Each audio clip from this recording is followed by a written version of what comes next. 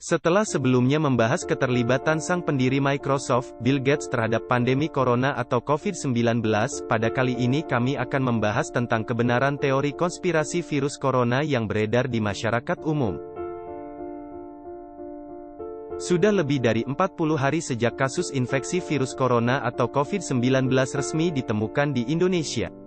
Bagi sebagian orang, membaca, mendengarkan, atau menonton berita dan semua hal yang terkait dengan virus corona menjadi momok tersendiri. Salah satu informasi yang semakin memperburuk keadaan adalah teori-teori konspirasi yang entah dari mana munculnya.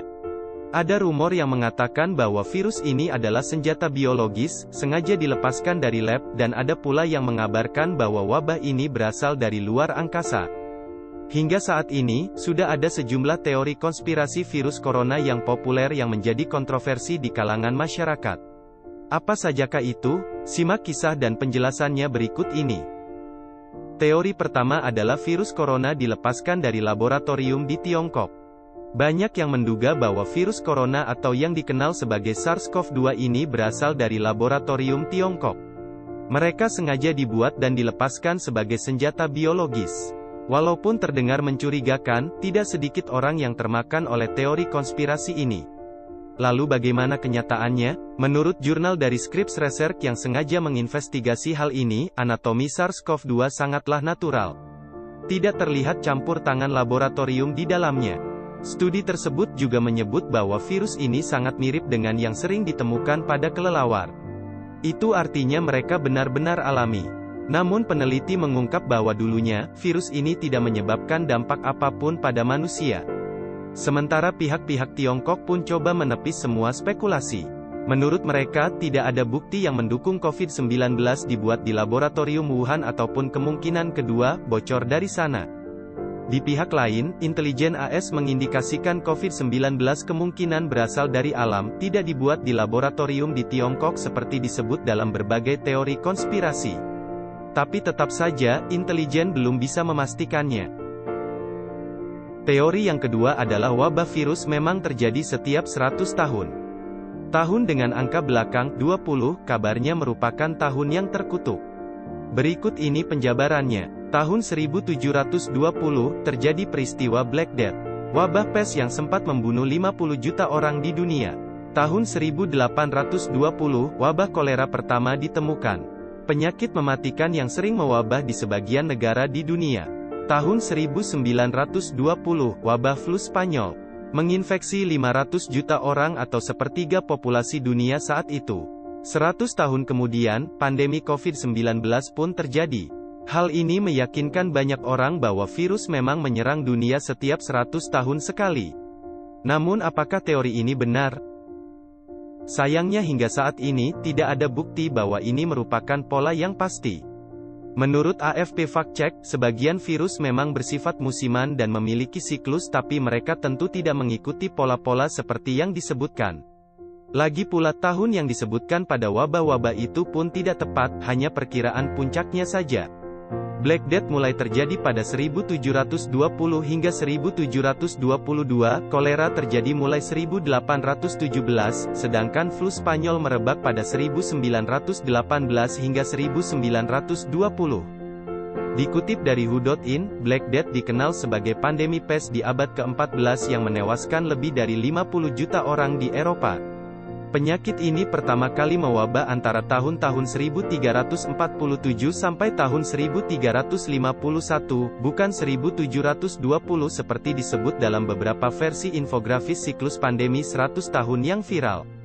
Wabah pes memang pernah terjadi pada 1720, tepatnya di Prancis. Dikenal sebagai wabah besar Marseille, dan menewaskan lebih dari 126.000 orang di Eropa. Karena sebagian besar kasus ditemukan di Prancis, wabah ini tidak dikategorikan sebagai pandemi. Pandemi kolera di abad ke-19 juga tidak dimulai pada 1820, melainkan pada 1817. Jutaan orang tewas akibat pandemi yang bermula di Kalkuta, di sepanjang sungai Gangga tersebut. Flu Spanyol yang disebabkan oleh virus H1N1 menyebar bukan cuma di tahun 1920, melainkan sejak tahun 1918 sampai tahun 1919. Sebanyak 500 juta orang atau nyaris sepertiga penduduk dunia terinfeksi virus ini. Dengan kematian mencapai 50 juta orang di seluruh dunia, flu Spanyol tercatat sebagai salah satu pandemi paling buruk sepanjang sejarah. Di luar 4 pandemi yang diklaim dalam infografis, sebenarnya ada banyak pandemi lain yang tidak mengikuti siklus 100 tahun. Pandemi kolera misalnya, terjadi beberapa kali sejak mewabah di India pada 1817. Siklus 100 tahun juga tidak terlihat jika memperhitungkan sejumlah pandemi lain dalam sejarah, misalnya flu babi atau H1N1 pada 2009. Teori yang ketiga adalah virus corona berasal dari luar angkasa.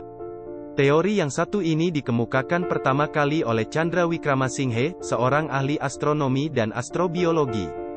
Menurutnya, virus corona bisa jadi datang bersamaan dengan komet atau batuan luar angkasa yang jatuh ke bumi sekitar Oktober tahun 2019 di Tiongkok bagian utara. Ternyata memang benar bahwa ada batuan luar angkasa yang jatuh di sekitar wilayah Tiongkok. Akan tetapi tidak ada meteorit yang sampai ke tanah. Selain itu, klaim ini tidak bisa dibuktikan, karena selama ini tidak ada tanda kehidupan di luar angkasa. Pernyataan Wickramasinghe bertolak belakang dengan para ahli dan tentu membantah argumen profesor tersebut. Para ahli penyakit menular mengatakan COVID-19 itu menular manusia yang berasal dari hewan, bukan benda antariksa.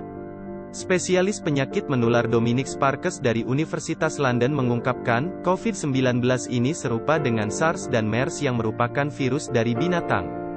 Dia menegaskan bahwa SARS ditemukan sebagai hasil dari kelelawar yang memindahkan virus ke musang yang pindah ke manusia, sementara MERS diketahui ditularkan dari unta ke manusia.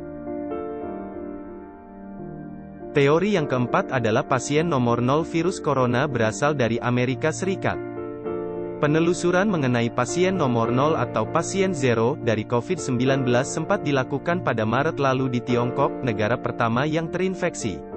Hingga saat ini pun tidak ada yang bisa memprediksi siapakah orang pertama yang terjangkit tersebut. Namun pada pertengahan Maret lalu, seorang pejabat Tiongkok bernama Li Jianzhao menuding bahwa pasien 0 tersebut sebenarnya berasal dari Amerika Serikat. Begini pernyataannya yang dikemukakan melalui akun Twitternya. Mungkin saja tentara Amerika Serikat yang membawa epidemi ini ke Wuhan. Ayo transparan. Buka datamu ke publik. Amerika Serikat berhutang penjelasan kepada kita. Tidak ada yang tahu kenapa Zhao bisa membuat pernyataan seperti itu. Namun lagi-lagi, teori konspirasi tersebut tidak bisa dibuktikan. Nyatanya, 9 kasus yang pertama dilaporkan berasal dari penduduk di Provinsi Hubei, Tiongkok. Akan tetapi siapa orang yang pertama tertular tidak diketahui. Teori yang kelima adalah kartun The Simpsons memprediksi pandemi COVID-19. Kartun keluarga The Simpsons memang terkenal dengan prediksi-prediksinya terhadap masa depan. Mulai dari terjadinya serangan di World Trade Center pada 2001, meninggalnya Kobe Bryant, hingga terpilihnya Donald Trump. Namun pada Februari hingga Maret lalu, masyarakat umum dihebohkan dengan beredarnya episode The Simpsons tahun 1993 yang diklaim memprediksi terjadinya wabah virus corona. Bahkan terlihat adanya tulisan, coronavirus di layar televisi keluarga The Simpsons. Lalu apakah teori ini benar? Sayangnya teori ini terbukti tidak benar. Ternyata tulisan yang tertera sebenarnya bukanlah coronavirus, melainkan Osaka flu.